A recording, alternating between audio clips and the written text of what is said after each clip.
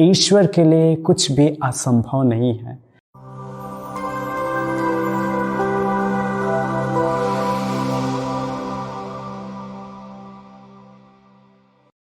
मेरे प्यारे भाइयों तथा बहनों, सबों को जय यीशु।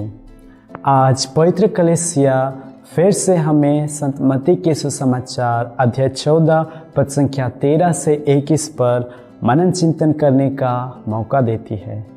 आज के पवित्र सुसमाचार में हम पढ़ते हैं कि संत यूहन्ना की मृत्यु का समाचार सुनकर जो दुखमय था, यीशु नाव पर चढ़कर एक निर्जन स्थान की ओर चल दिए। और जब लोगों को इसका पता चला तो वह नगर नगर से निकलकर उसकी खोज पर चल पड़े। प्रभु यीशु जैसे ही नाव से उतरा, उसने एक विशाल जनसमूह को देखा जो उसकी खोज पर आए हुए थे। यह देखकर प्रभु को उन लोगों पर तरस आया और उन्होंने उनके रोगियों को अच्छा किया। फिर संध्या होने पर उसने शिष्यों से कहा, तुम लोग ही उन्हें खाना दे दो। इस पर शिष्यों ने कहा, 5 रोटियां और 2 मछलियों के सिवा हमारे पास कुछ नहीं है। इस पर हमारे प्रभु कहते हैं, उन्हें यहाँ मेरे पास लाओ।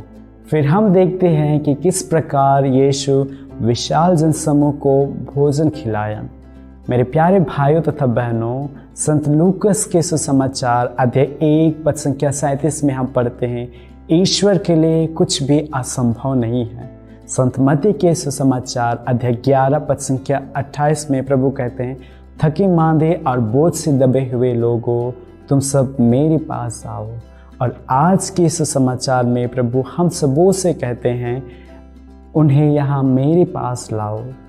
इन वाक्यों द्वारा प्रभु हमसे यह कहना चाहते हैं कि वह प्रेमदाता और दयालु ईश्वर है। वह हमारी सभी कमजोरियों, हमारे दुख तकलीफ़ों को, हमारी सभी परेशानियों को जानता है। और आज वह हमसे एक सच्चे मित्र की तरह हमसे कहते हैं कि उन्हें यहाँ मेरे पास लाओ। जैसे कि सुसमाचार में शिष्यों ने अपने परेशानियों को प्रभु के समक्ष रखा। जैसे पुराना विधान में नबी यिर्मयाह जब ईश्वर ने उसे एक नबी के रूप में चुना, उसने कहा, मैं एक छोटा बालक हूँ। पर ईश्वर ने कहा, तुम इसकी चिंता मत करो, मैं तुम्हारे साथ रहूँगा। इसी तरह से आज प्रभु हम सबों से यही सुनना चाहते हैं कि हम अपनी सारी कमजोरियों, दुख तकलीफ़ों, हमारे परेशानियों को उसके समक्ष रखें, ताकि वह अपनी दया हम पर बरसाए। हम हमारे अपने सारे दुख तकलीफ़ों को जगह जगह जाकर बताए होंगे, सुनाए होंगे, क्योंकि पर भी हमें कहीं राहत नहीं मिली होगी। पर हमारे प्रभु यीशु जो हमारी सभी कमजोरियों को जानते हैं, वह हमसे कहते हैं, उन्हें मेरे समक्ष रखिए।